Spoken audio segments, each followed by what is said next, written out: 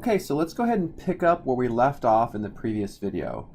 We established that we can calculate the energy of a wave if we know the frequency or if we know the wavelength.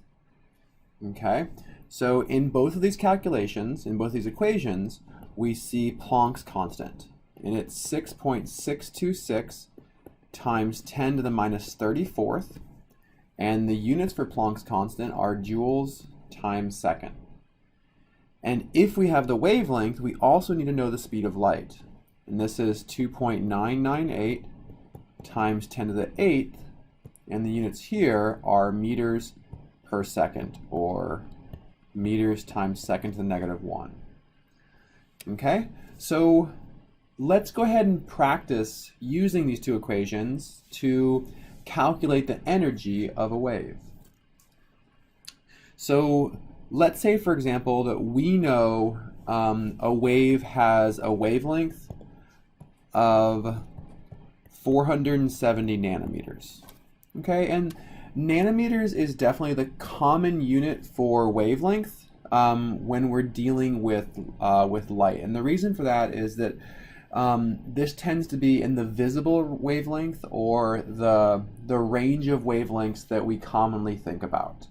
Okay, so nanometers is a common unit for wavelength.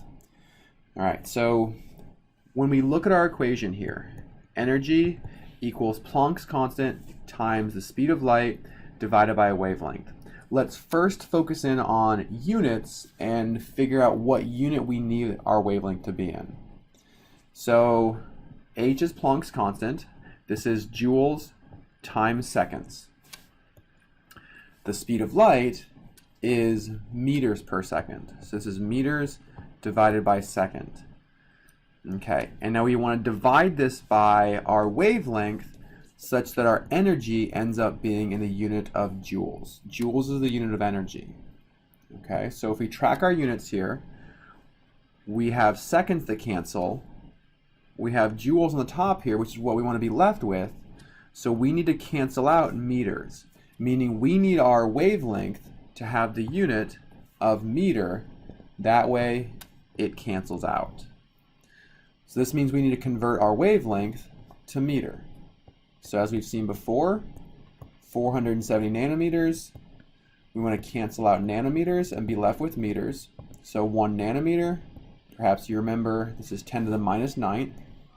So this gives us a wavelength of 4.70 times 10 to the minus 7th meters.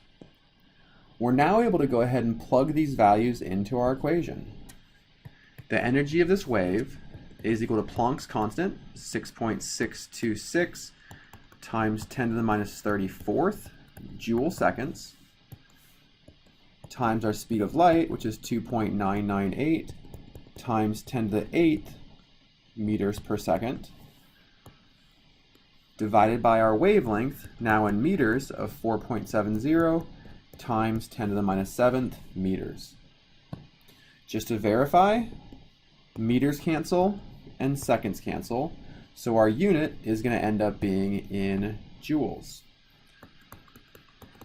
We can plug this into our calculator, and we come up with an energy of 4.23 times 10 to the minus 19th joules.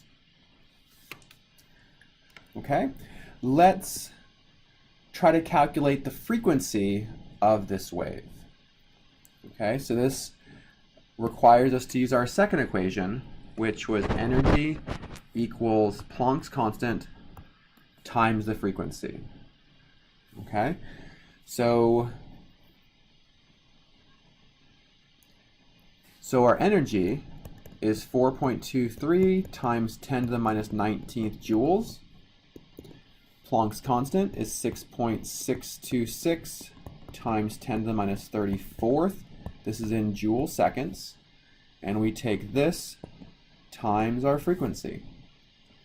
So we can divide both sides by Planck's constant, and that'll give us our frequency of 6.38 times 10 to the 14th and our unit is going to be seconds to the -1. So this equals our frequency. Okay, so together these two equations are really, really useful. You'll definitely need to be able to use these two equations to relate the wavelength, the frequency, and the energy of a wave.